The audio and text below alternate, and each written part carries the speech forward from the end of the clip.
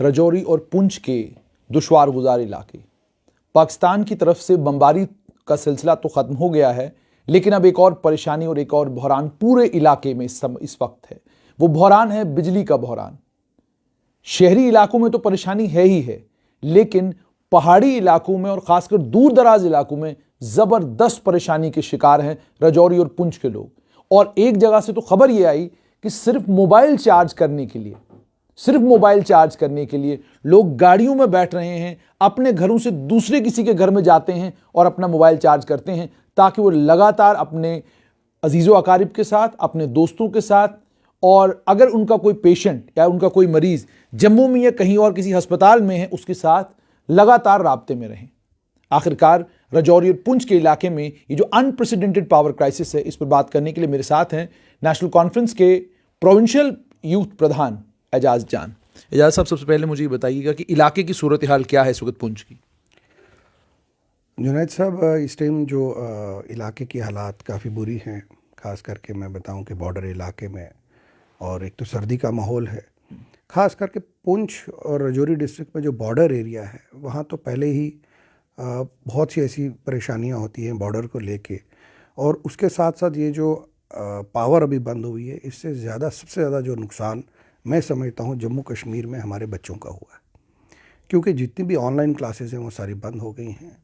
कई बच्चे हमारे बाहर एग्ज़ाम देते थे, कोविड की वजह से वो दिल्ली में या बाहर यूनिवर्सिटीज़ में पढ़ते थे, आज वो अपना एग्ज़ाम नहीं दे पा रहे हैं, ना वो अपनी क्लासेस अटेंड करने पड़े। आप देखिए जम्मू और श्रीनगर सिटी के अंदर ये हाल है, तो ज़रा आप सोचिए कि गाँव के दूर दराज इलाके में लोगों की क्या मुश्किलात होंगी। लोग बहुत परेशान हैं। जहाँ तक आपने ठीक कहा, कईयों के रिश्तेदार रिलेटिव्स कुछ बीमार हैं, हॉस्पिटल्स में हैं। हालात यहाँ तक पहुँची है कि मोबाइल चार्ज करने के लिए उनको बाज़ार में जाके 50-50 रुपये खर्चते हैं, लोगों का जनसेट ऑन करके वहाँ से चार्ज करके घर लेके जा रहे हैं या गाड़ियों में रिचार्ज कर रहे हैं। और कुल मिला के हालात जो है बहुत बुरी है।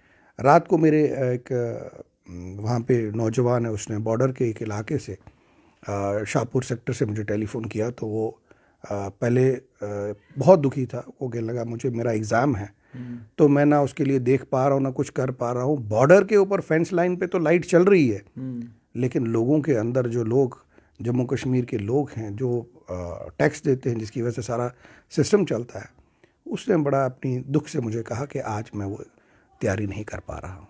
ऐसा मुझे ये बताइएगा कि पावर क्राइसिस इसलिए है क्योंकि बिजली विभाग के कर्मचारी हड़ताल पर हैं। सरकार बिजली विभाग के कर्मचारियों से बात कर रही है, लेकिन सरकार उनको कन्विंस नहीं कर पा रही है। आप इस स्थिति को कैसे देखते हैं? देखिए, कुल मिला के मैं ये समझता हूँ कि सरकार का फेलियर है ग्राउंड पे। जब भी कहीं ऐसे हालात बनते हैं, उसके लिए बहुत सी गाइडलाइंस है, बहुत से तरीके हैं। ये जो हमारे मुलाजिमिन हैं, जो खास करके पीडीडी डिपार्टमेंट में हैं, इनकी बहुत कुर्बानी है जम्मू कश्मीर के लिए। ये बहुत देर से आप देखिए कोई नीड बेसिस पे है, इनको सैलरीज नहीं मिली, कुछ नहीं मिली, कुछ थोड़ा बहुत जो 500, 1000 या 1500 रुपये इनको मिलता था, या कहीं 2000, कहीं 3000, डिपेंड अपॉन वो कब लगा हुआ है। उन लोगों ने अपने घरों की छोड़ के बिजली जो है वो पूरे जम्मू कश्मीर में चलाई। आज सरकार को चाहिए कि उनका पूरा साथ दे, उनकी जो है रेगुलाइजेशन करे, उनको जो उनका हक है उनको मिलना चाहिए। हम इस चीज़ के खिलाफ नहीं है कि सिस्टम ठीक किया जाए, सिस्टम ठीक किया जाए, लेकिन सिस्टम के ठीक करने में ये नहीं है कि किसी को जिसने पिछले 70 सालों से जिसने कुर्बानी दी, जो लोग खड़े रहे, ख़ास करके मैं कहूँगा बॉर्डर के इलाके में जो हमारे लोग, वो शेलिंग के अंदर, उस बॉर्डर के अंदर जब इतनी शेलिंग होती थी, 15-16 में इतनी शेलिंग हुई कि कई जगह हमारे पोल जो है डैमेज हो गए, कई हमारे नौजवान लोकल मारे गए, कुछ मुलाजिमिन मारे गए, लेकिन उन्होंने इस चीज़ की परवाह नहीं की। उन्होंने ये नहीं सोचा मैं परमानेंट नहीं हुआ, वो खड़े रहे।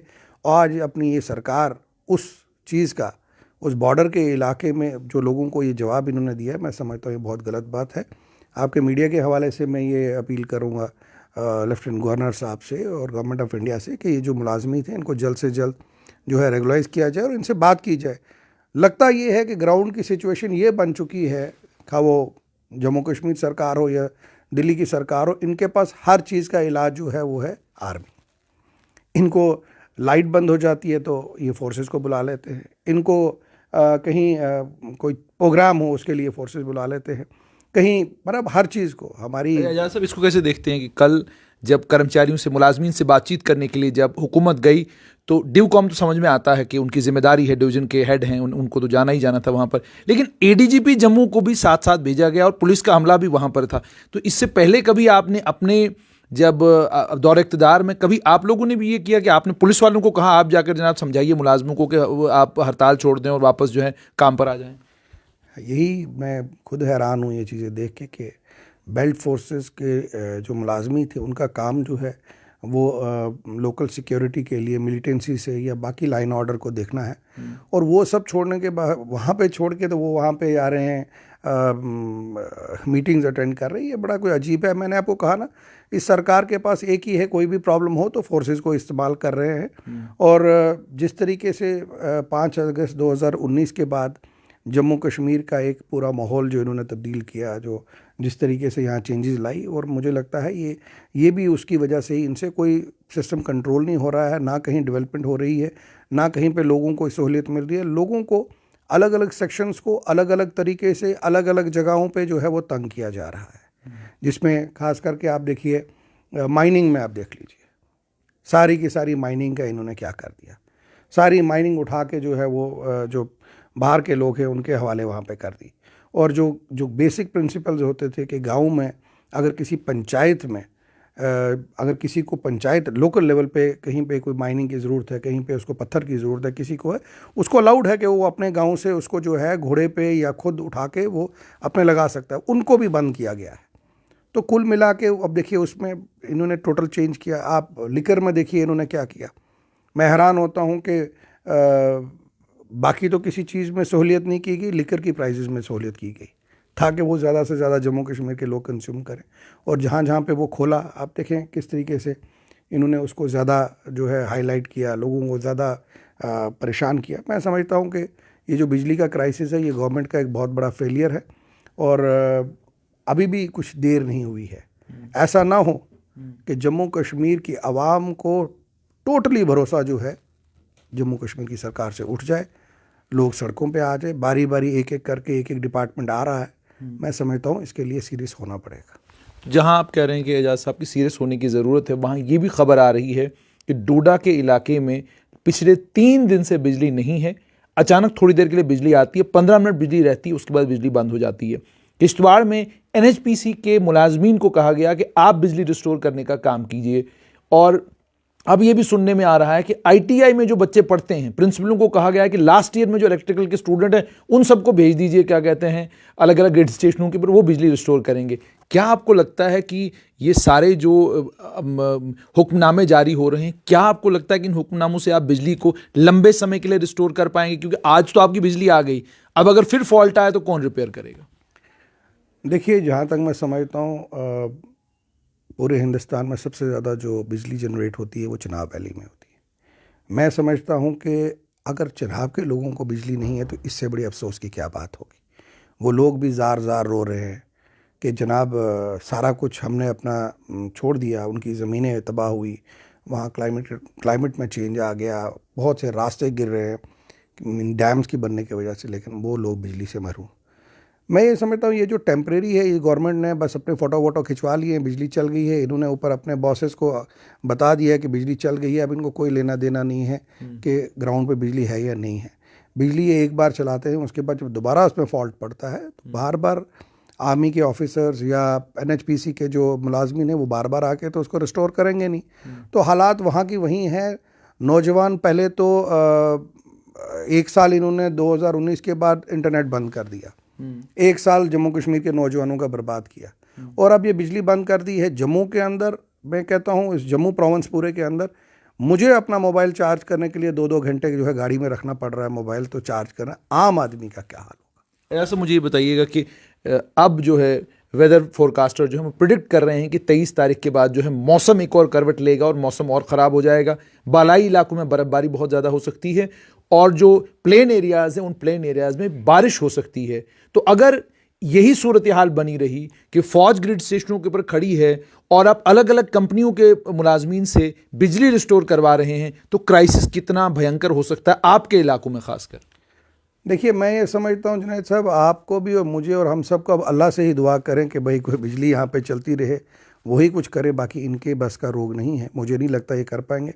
और अगर बर्फ़, जैसे फोरकास्ट हुआ, अगर बर्फ़ पड़ी तो फिर मुझे नहीं लगता है कि 1-2 महीने ये रिस्टोर भी कर पाएंगे लाइट, अगर बर्फ़बारी हुई और वहाँ से पड़ी, क्योंकि ये बड़ी बदकिस्मती है। मैं ये समझता हूँ कि पॉलिटिकल प्रोसेस जो होता है उसके तहत जो मुलाजमीन हैं उनसे बात करनी चाहिए थी, उनको एक एश्योरेंस अगर गवर्नमेंट की तरफ से चली जाती। मैं समझता हूँ ये इतना बड़ा ये जो खेल यहाँ पे खेला गया, इधर किया गया, वो उससे बेहतर अगर मुलाजमीन को गवर्नर साहब की तरफ से या जो कंसर्न ऑफिसर्स की तरफ से अगर एश्योरेंस दी जाती, लिखित में भी अगर देनी पड़ती, कोई बड़ी बात नहीं है। वो जम्मू कश्मीर के शहरी हैं, हिंदुस्तान के एक शहरी हैं, कोई बाहर के नहीं हैं, उन्होंने अपनी कुर्बानियाँ दी हैं, 20-20 साल से, 15-15 साल से वो जो है डेली वेजर काम कर रहे हैं। मैं समझता हूँ अगर इन राइटिंग वहाँ पे एश्योरेंस दी जाती और एक पॉलिटिकल तरीके से उनसे बात की जाती तो ये इतनी बड़ी बात नहीं थी, ये उसी 2-4 घंटे में ही लाइट जो है रिस्टोर होती। लेकिन बदकिस्मती ये है, यहाँ डंडे का राज है, हर चीज़ ये डंडे से चलाना चाहते हैं, तो मैं उसमें क्या कह सकता हूँ। मुझे बताइएगा कि ये भी बिजली के जो मुलाजमीन हैं, उन मुलाजमीन ने ये बात भी कही कि कल जब सरकार हमसे बात करने के लिए आई तो ट्विटर के ज़रिए हमको पता चला कि सरकार हमसे बात करने आ रही है। ट्विटर के ज़रिए हमें पता चला कि डिवकॉम और एडीजीपी जम्मू हमसे बात करने आ रहे हैं। उन्होंने कहा ये ज़ाब्ता नहीं है, ये तरीका नहीं है। आप जब मुलाजमीन से बात करने आ रहे हैं तो उनके जो लीडरान हैं उनसे आप जो है सीधा संपर्क में आते हैं और उनको बताते हैं और उस तरीके से बातचीत होती है। तो वो ये कह रहे थे कि ट्विटर के ज़रिए आपने दुनिया को बता दिया, लेकिन हमें पता नहीं, हमें भी ट्विटर से ही पता चला। मैंने आपसे कहा ना, इनको सिर्फ अपने जो बॉसेस दिल्ली में बैठे हैं उनको सिर्फ बताना है कि हमने लाइट रिस्टोर कर दी है। लाइट चल रही है या नहीं चल रही है उनको भी कोई परवाह नहीं है। और जो हमारे इलेक्टेड लोग हैं वो बात कर रहे हैं, जगह जगह बोल रहे हैं, लेकिन इनको उसके कोई लेना देना नहीं है, बात नहीं करें। मुझे बड़ा अफसोस से कहना पड़ रहा है कि जो हमारे लोकल जो हमारी एडमिनिस्ट्रेशन है उसको कम से कम, वो भी लोकल है, यहाँ के ही हैं, उनको इन मुलाजमिन से बात करनी चाहिए थी। ट्विटर सोल्यूशन नहीं है, सोल्यूशन लोगों से बात करके होगा। और मैं ये समझता हूँ जिस तरीके से जम्मू कश्मीर में आज एक पॉलिटिकल सेटअप नहीं है, उसकी वजह से भी एक बहुत बड़ी खिला जो है यहाँ पे पड़ी हुई है। अंत में आपसे जानना चाहूँगा, डीलिमिटेशन कमीशन की मीटिंग आज दिल्ली में शुरू हुई है। मीटिंग 11 बजे के करीब वहाँ पर शुरू हुई। Doctor Farooq Abdullah, justice retired Hasnain Masoodi और साथ में मोहम्मद अकबर लोन, तीनों जो है मीटिंग में शामिल हैं। मुझे ये बताइए कि डीलिमिटेशन कमीशन की इस मीटिंग को लेकर सज्जाद गनी लोन आपसे ये सवाल पूछते हैं कि जब पहले डीलिमिटेशन कमीशन जब बना था तब आपने की मुखालफत और अब आप चले हैं मीटिंग में। देखिए, लोन साहब की बात को मैं सीरियस इतना नहीं लेता हूँ, क्योंकि उन्होंने ज़िंदगी में बड़े यू टर्न लिए।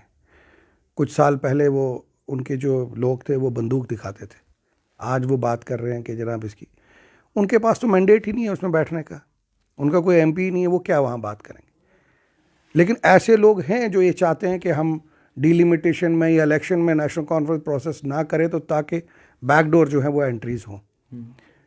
डीलिमिटेशन में हमारी जो लोग, जो तंजीम के लोग, जो ये एमपीज़ हमारे गए हैं, वो इसलिए गए हैं ताकि कम से कम पता तो चले ये क्या करने जा रहे हैं। अगर हम नहीं जाएं, कल वो कहेंगे जनाब ये तो आए ही नहीं, तो जो उनकी अपनी मर्ज़ी होगी वो कर लेंगे। हमने पहले भी कहा गलत किया करने नहीं दिया जाएगा और उसके लिए पूरी फोरम में आवाज़ उठाई जाएगी। अगर डीलिमिटेशन करना है, जो पॉपुलेशन का सेंसस है 2011 का, उसके मुताबिक जो है डीलिमिटेशन करें तो बात बन सकती है। गलत डीलिमिटेशन में ना तो हम उनका साथ देंगे, लेकिन वहाँ बैठना ज़रूरी है, क्योंकि आज जगह जगह हर कॉर्नर से हमें टेलीफोन आते हैं, लोग पूछते हैं क्या हो रहा है, क्या हो रहा है, क्या हो रहा है। तो कम से कम वहाँ बैठ के हम अपनी बात तो रखेंगे। हम अपनी जब बात रखेंगे उसके बाद बात बनेगी। ये जो बाकी लोग जो बोल रहे हैं कि जनाब वहाँ पे बैठे नहीं बैठे, ये इनके पास तो मैंडेट है नहीं वहाँ बैठने का। अगर इनका मैंडेट होता तो ये 3 दिन पहले बैठे होते वहाँ पे, वो आप भी अच्छी तरह जानते हैं। बहुत बहुत शुक्रिया। तो ये थे नेशनल कॉन्फ्रेंस के यूथ के प्रोविंशियल प्रधान एजाज जान। इन्होंने 2 बातें कही। एक तो ये कि सरकार को फौरन मुलाजमीन से बातचीत करनी चाहिए और इस क्राइसिस को आगे बढ़ने नहीं देना चाहिए, क्योंकि अगर बर्फबारी होती है, बारिश शुरू होती है, तो ये क्राइसिस और ज़्यादा भयंकर हो जाएगा और हुकूमत के लिए उस क्राइसिस के बाद जो फॉलोआउट होगा उससे निपटना ज़रा मुश्किल होगा। और दूसरी बात इन्होंने ये कही है कि डीलिमिटेशन कमीशन की मीटिंग में जाना इसलिए ज़रूरी था ताकि पता तो चले कि डीलिमिटेशन किन बुनियादों पर की जा रही है।